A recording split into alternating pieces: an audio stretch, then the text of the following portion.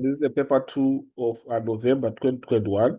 And this is a question paper from the accounting profits. So we are going to start on our question. That is our question 2 on microeconomics. Our question has got 40 marks and requires you to spend on average 30 minutes on the question. So the first question that we have reads answer the following questions, which reads list any two factors affecting supply. So any factor that is affecting supply is going to lead to the supply increasing or decreasing. So we are going to say that we've got various factors that affect supply. You can talk about the cost of production. When the cost of production increases, it becomes expensive for the firms to produce the goods. So they are going to contract the production, whereby their production is going to reduce and supply reduces. So basically, that's what we have. When we have cost of production decreasing, we are going to see supply increasing. So we have got various factors. We can talk about government policy also can be a factor affecting supply. We are talking about also, we can talk about the change in industry size, change in production techniques also affect supply. So we have got those various factors listed in the answer section, whereby we are talking about a change in industry size. We've got the change in production techniques.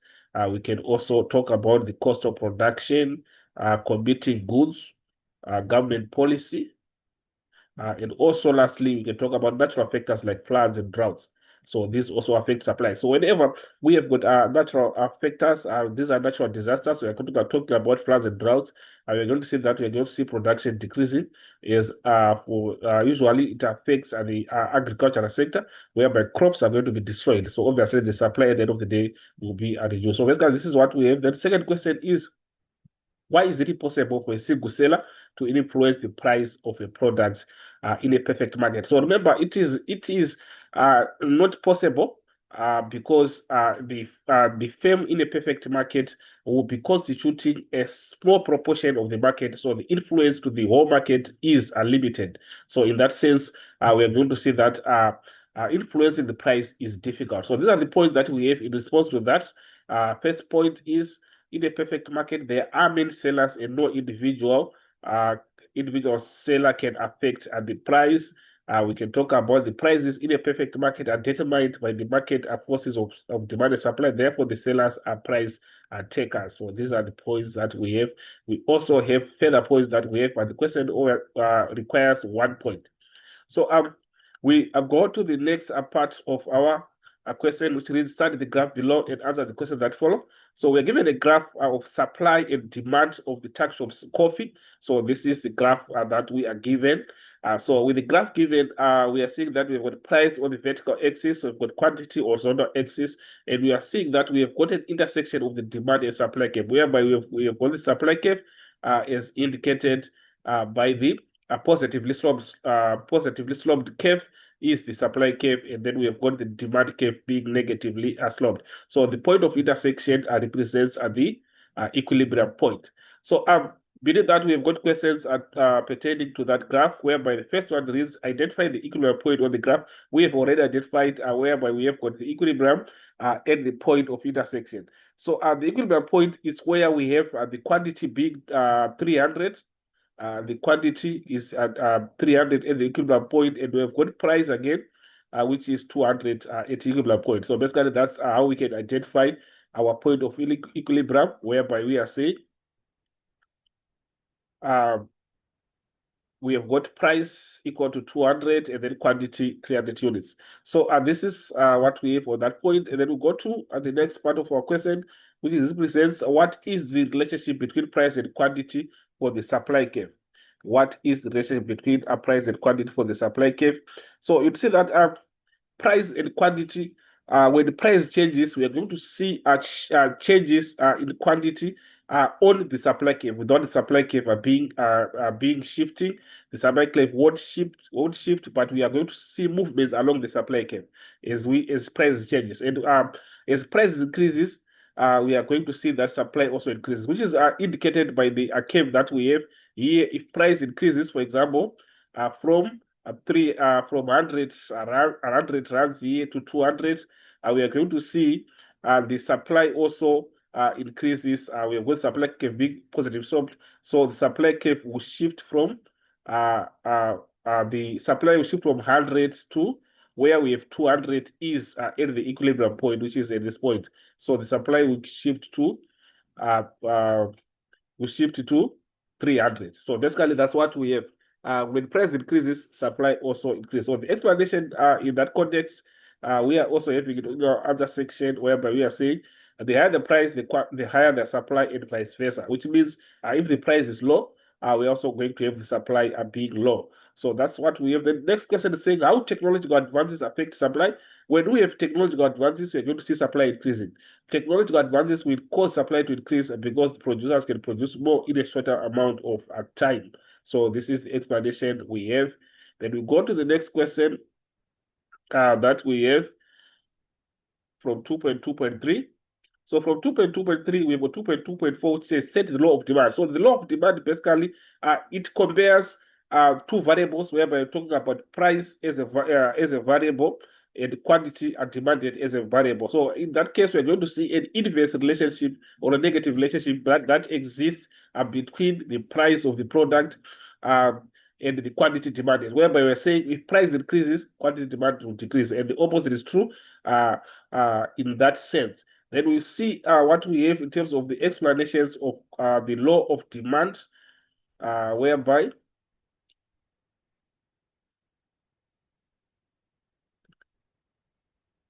right on the law of demand, we are saying it says the lower the price, the higher the quantity demanded will be, and vice versa. So basically, that's what we have.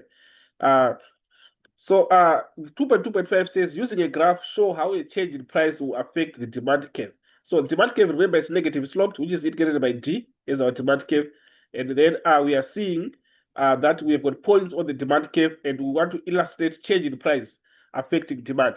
So if price, for example, increases from 3 to 4, from this point to this point, we are going to see that quantity would decrease because at 3, the quantity is 30.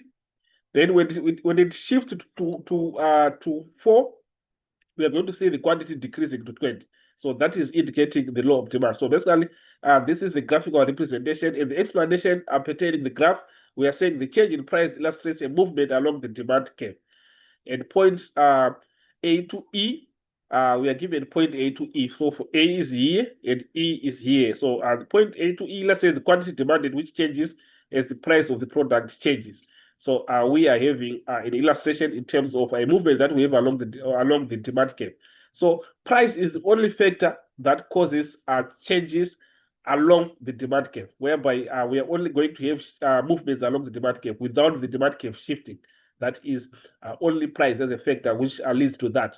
So with that, we move on to the next question that we have, which reads, study the extract below and answer the question that follows. So you need to read the extract that we have, whereby it's for warning over South Africa's updated minimum wage coming into effect in March.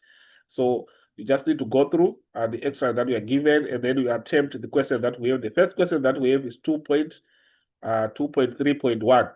So 2.3.1 reads, identify the government official who is responsible for implementing the minimum wage. So in the extract, it reads that the Minister of Employment and Labor, Tula Tracy, has announced that a minimum wage will come into effect from 1 March 2021. So basically, you see that the Minister of Labor is the one that is responsible for effecting the minimum wage. So this is the response that we have on 2.3.1. So 2.3.2, name one of the labor unions in South Africa. So you're going to see that we have got various labor unions that we have in South Africa, whereby we've got a list there, whereby we've got NUMSA, we've got CWE, we've got DNOSI. So these are all labor unions that we have. So the question only requires one.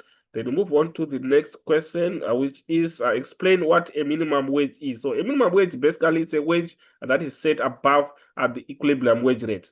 That is a minimum wage, and obviously it's going to be set to protect the workers so that they are paid a reasonable wage. So we go to our answer section to see what is the explanation that we have in terms of minimum wage, whereby we're saying minimum amount of money to be paid to a worker for a day's work. So basically, that's what we have. So the next question is, how will the new minimum wage affect the supply of labor?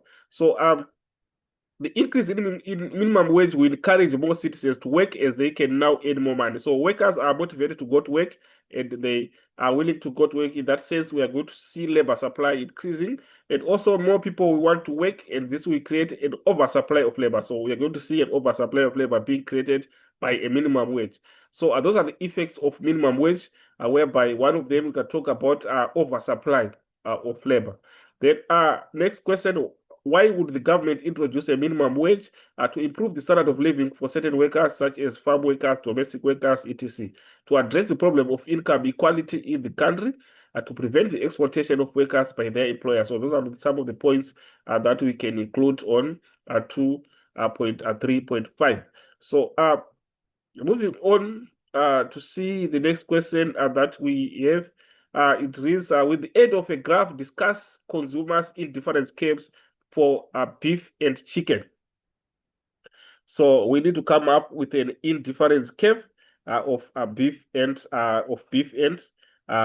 chicken. So basically, we know that in an indifference curve bows inwards to the point of origin. So in that sense, we are going to go to the other section and see the indifference curves that we have. So this is a graph that we have of indifference curve. So this is an indifference map. As we say, indifference map is a graph that shows a set of indifference curves. We are seeing that we've got three indifference curves that we have. I see one, I see two, I see three. We have got three indifference curves, and we are seeing arrows showing movements of those curves outwards. And we are having beef on the vertical axis and chicken on the horizontal axis. As the question requires us to prepare an indifference curve for beef and chicken. So with that, the characteristics of indifference curves, in terms of further explanations of the indifference curve, we have got different characteristics that are listed there. We are having always down sloping or negatively sloping. Higher indifference curves are preferred. So we have also the bend inwards, that is, they are convex to the origin as they are bowing inwards. And then we have also, they do not cross or touch. So remember, we have got other curves that intersect, but in terms of indifference curves, they should not intersect. And then we have got next, which is saying differently shaped curves from consumer to consumer. So these are the characteristics that we have with explanations in terms of those characteristics of indifference curves. Then we move on to see in terms of the next question that we have. So the next question is, why is it not advisable for an individual seller in a perfect market to charge a price which is above above or below the market price? So remember, a perfect market, we are going to have many firms that are there, and also the price is determined by the forces of demand and supply. So why is it not advisable for a seller to be a price setter by setting a price that is above or below the market price?